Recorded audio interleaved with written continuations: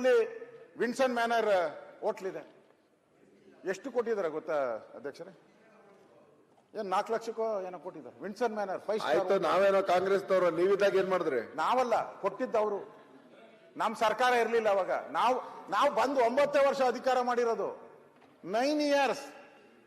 ಉಳಿದಂತದ್ದೆಲ್ಲ ನೀವೇ. ಆಯ್ತು, ಮುಂದಕ್ಕೆ ಹೋಗುವ.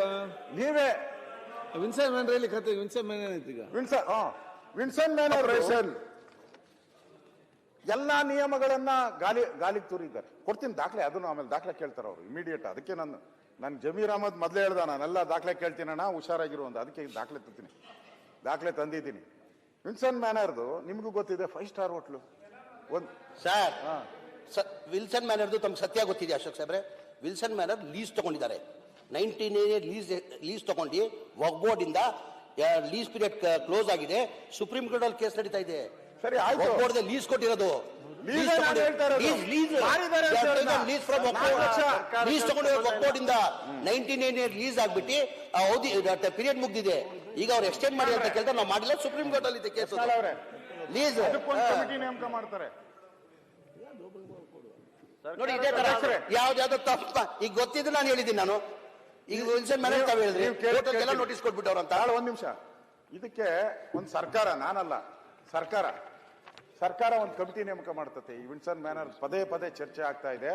ಇದಕ್ಕೊಂದೇನ ಅಂತ್ಯ ಮಾಡಬೇಕು ಅಂತೇಳಿ ಹಿಂದುಳಿದ ವರ್ಗಗಳ ಮತ್ತು ಅಲ್ಪಸಂಖ್ಯಾತರ ಕಲ್ಯಾಣ ಸಮಿತಿ 98-99 ಅವಾಗ ವಿಧಾನಸಭೆಯ ಮಾನ್ಯ ಸಭಾಧ್ಯಕ್ಷರು ತಮ್ಮ ಪೀಠದಲ್ಲಿ ಕೂತಿರೋರು ಅವರು ಏನು ಸುಳ್ಳು ಹೇಳ್ತೇನೆ. ಈ ಕಮಿಟಿಯನ್ನು ನೇಮಕ ಮಾಡ್ತಾರೆ. ಯಾರಿರ್ತಾರೆ ಅದರಲ್ಲಿ ಅಂದ್ರೆ ಶ್ರೀಶೈಲ ವಿ ಬಿದನೂರು ಅವರು ವಿಧಾನಸಭಾ ಸದಸ್ಯರು. ಆಗ್ಲಿ ಬಿಜೆಪಿ. ಎಚ್ ಪೂಜಾರ್, ಗದ್ದಿ, ಪ್ರಕಾಶ್, ಲಕ್ಷ್ಮಯ್ಯ, ಲಲಿತಾ ನಾಯಕ್,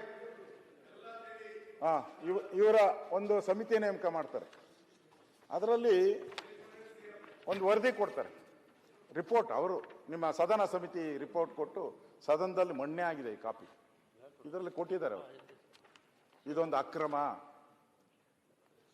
ಅವ್ರಿಗೆ ನೀವು 30 ವರ್ಷ ಇದ್ದಿದ್ದು 60 ವರ್ಷ ಮಾಡಿದ್ದೀರಾ, 60 ವರ್ಷ ಇದ್ದಿದ್ದು 90 ವರ್ಷ ಮಾಡಿದ್ದೀರಾ.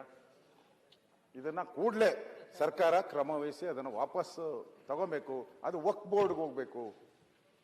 ಆ ಹಣ ಏನಿದೆ ಇದ್ರದ್ದು ಅಲ್ಲಿ ಬಾಡಿಗೆ ಬರುವಂತ ಹಣ ವರ್ಷಕ್ಕೆ ನನಗನ್ಸ್ತತೆ ಒಂದು 5-6 ಕೋಟಿ ಬಾಡಿಗೆ ಬರ್ಬೋದು. ಅದಕ್ಕೆ ಬೇರೆಯವ್ರು ಕೊಟ್ರೆ 5-6 ಕೋಟಿ ವಕ್ಫ್ ಬೋರ್ಡ್ಗೆ ಹೋಗ್ಬೇಕು ಅಂತೇಳಿ ರಿಪೋರ್ಟ್ ನಿಮ್ ಸದನ ಸಮಿತಿ ರಿಪೋರ್ಟ್ ಕೊಟ್ಟಿದ್ದಾರೆ. ನಾನು ಬೇಡ ಅಂತ ಹೇಳಿಲ್ಲ. ಅಂದ್ರೆ ಯಾರು ಇದನ್ನೆಲ್ಲ ಮಾಡಿದವರು? ಅಧ್ಯಕ್ಷರೇ, ನಾನು ವಕ್ಫ್ ಬೋರ್ಡ್ ಕಬಳಿಕೆ ಬಗ್ಗೆನೂ ಅವರೇ ಬಂದಿದೆ ಪತ್ರಿಕೆ. ನಾನು ಹೇಳಕ್ ಹೋಗಲ್ಲ, ಹೇಳಿದ್ರೆ ಗಲಾಟೆ ಆಗೋಗ್ತದೆ. ಆಯ್ತು, ಪೇಪರ್ ಬಂದು ಇಲ್ಲಿ ಚರ್ಚೆ ಮಾಡೋದು ಬೇಡ. ಅದಕ್ಕೆ ತೋರಿಸಿದ್ದೀನಿ. ಅದರಿಂದ ಸನ್ಮಾನ್ಯ ಅಧ್ಯಕ್ಷರೇ, ಇಲ್ಲಿ ಕಬಳಿಕೆ ಮಾಡಿರುವಂತ ಜಮೀನು ಏನಿದೆ, ಯಾರ್ಯಾರು ಮಾಡಿದ್ದಾರೆ, ಮುಸ್ಲಿಂ ಅವರು ಹೇಳಿದ್ದಾರೆ, ಮುಸ್ಲಿಮರೇ ಜಾಸ್ತಿ ಮಾಡಿದ್ದಾರೆ ಅಂತ ಅವರು ಹೇಳಿದ್ದಾರೆ. ನಾನು ಹೇಳಿಲ್ಲ, ಅವರೇ ಹೇಳಿದ್ದಾರೆ. ಅವ್ರನ್ನ ಯಾಕೆ ಬಿಟ್ಕೊಂಡಿದ್ದೀರಾ? ಪೇಪರ್ ತೋರಿಸ್ನಲ್ಲ, ಅವರೆಲ್ಲ ಅವರೇ ಅದರಲ್ಲಿ. ಆಯ್ತು, ಯಾರು? ರಾಯರೆಡ್ಡಿ ಅವರೇ 2020-21ರಲ್ಲಿ ಅದೇ ನಿಮ್ಮ ಸರ್ಕಾರ ಇದ್ದಾಗಲೇ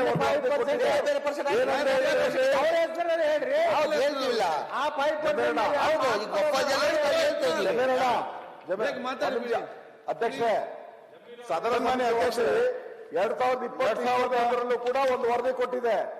ಅದನ್ನು ಉಲ್ಲೇಖ ಮಾಡ್ಲಿ, ಯಾರು ಕೊಟ್ಟಿದ್ರು, ಏನಂತ ಹೇಳಿದ್ರು ಅಂತ. ಆ ಶಿಫಾರಸ್ನ ನೀವೇ ಜಾರಿ ಮಾಡಲಿಲ್ಲ.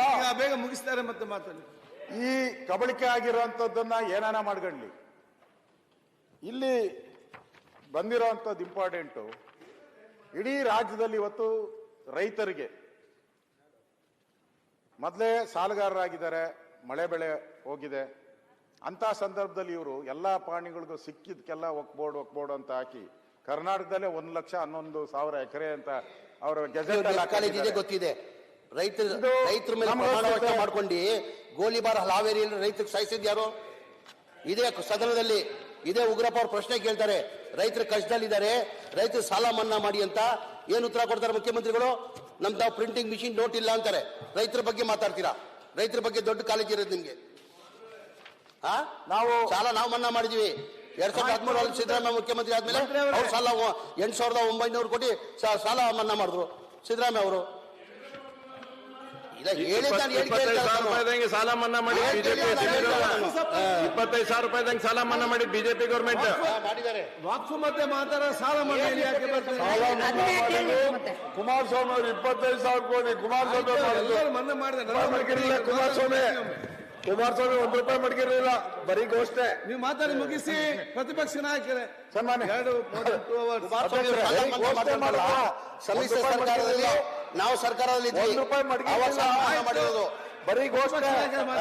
ಸನ್ಮಾನ್ಯ ಅಧ್ಯಕ್ಷರೇ, ಸರ್ಕಾರ ಬಂದ್ಮೇಲೆ ತೀರ್ಸಿ ನಮ್ಮ ಕಾಲದಲ್ಲಿ ಮುಗ್ಸಾಕ್ ಕೊನೆ, ನಮ್ಮ ಕಾಲದಲ್ಲಿ ಆಗಿದೆ ಸರ್, ಸಕಾಲ ಯೋಜನೆ ಬಂತು. ಆಗಿದೆ. ನಮ್ಮ ಕಾಲದಲ್ಲಿ ಸಕಾಲ ಯೋಜನೆ